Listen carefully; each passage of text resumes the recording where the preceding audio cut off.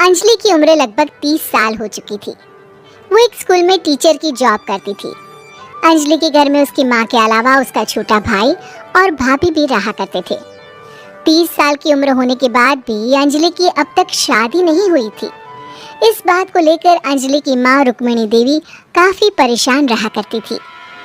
माँ, मैं स्कूल जा रही हूँ, जरा मेरा टिफिन तो दे दीजिए।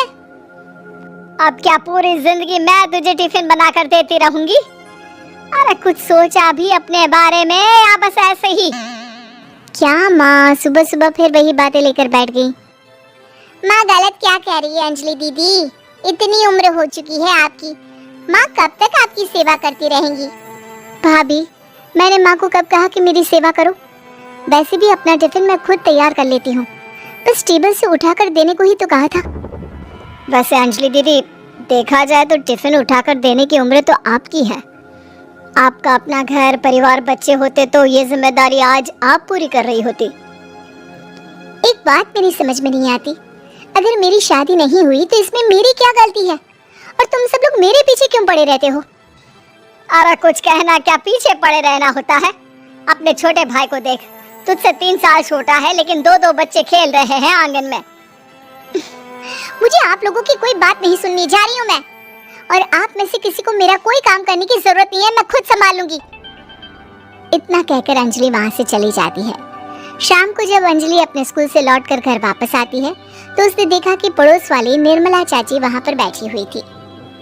क्या बात है अंजलि बिटिया, नौकरी करके वापस आ गई? जी चाची जी, कैसी हैं आप?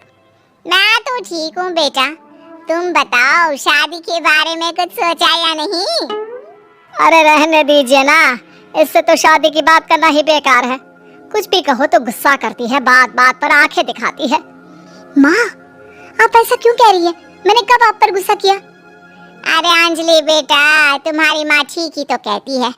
30 की होने आई हो, अब तुम्हें भी शादी वादी कर लेनी चाहिए।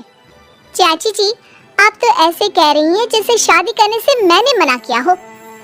रहने दीजिए निर्मला चाची, हमारी अंजलि दीदी को अभी तक उनकी पसंद का दूल्हा नहीं मिला ना, इसीलिए वो शादी नहीं कर रही। भाभी, ऐसी कोई बात नहीं है।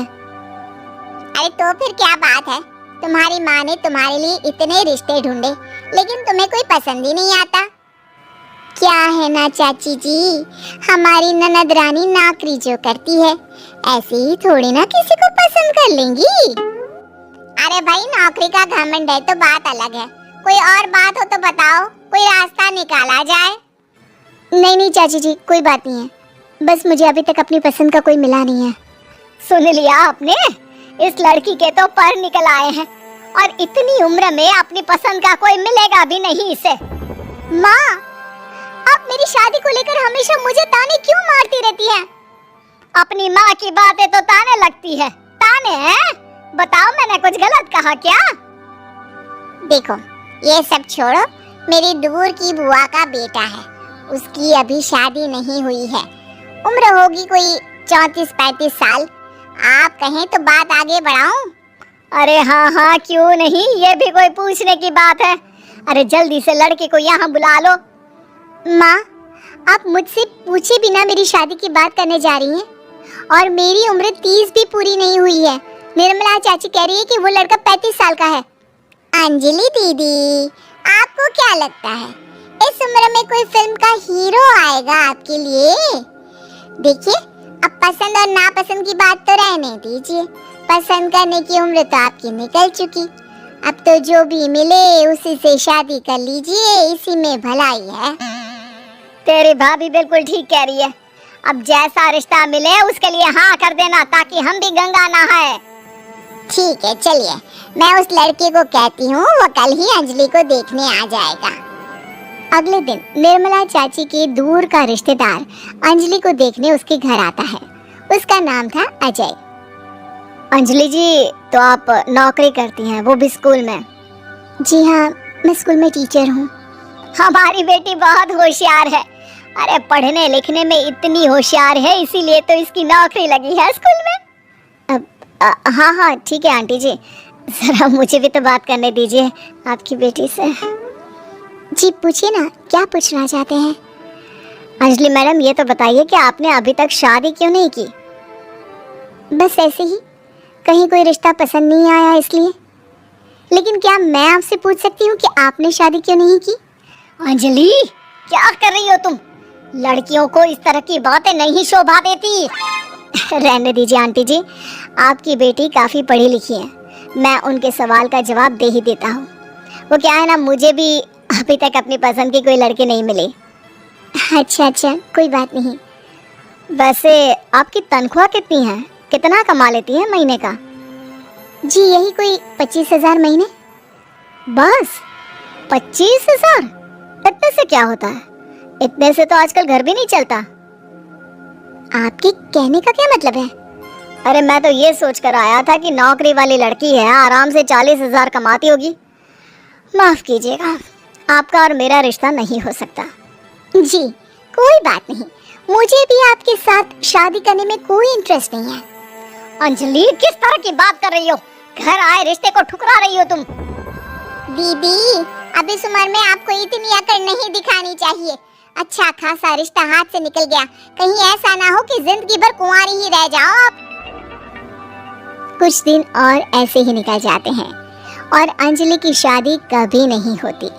अंजलि के परिवार वाले बिंदास उसे ताने मारते रहते हैं, लेकिन अंजलि एक बड़ी नौकरी की तैयारी करती है और उसमें सिलेक्ट होने के बाद अंजलि को एक बहुत बड़ी नौकरी मिल जाती है। अब तो दीदी के नखरे और भी ज्यादा बढ़ जाएंगे भाई, अब तो इतनी बड़ी नौकरी जो लगी है।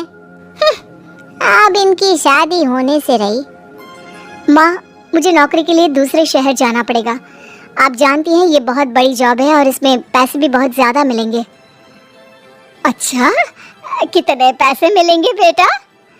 माँ, मुझे हर महीने 90,000 सैलरी मिलेगी। क्या? अरे वाह वाह, ये तो बहुत अच्छी बात है। लेकिन फायदा क्या? कितने भी पैसे मिले, शादी तो हुई नहीं ना तुम्हारी। अंजलि नौकरी करने के लिए दूसरे शहर में चली जाती है और जब कुछ महीनों के बाद वो वापस घर आती है तो उसे अपने पति के साथ देखकर उसके घर वाले हैरान रह जाते हैं।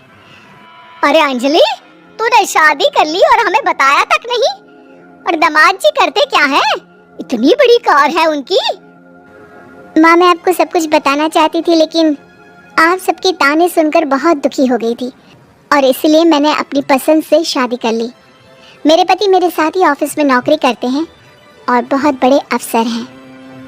और एक बात बताऊं माँ, आज मैं बहुत खुश हूँ।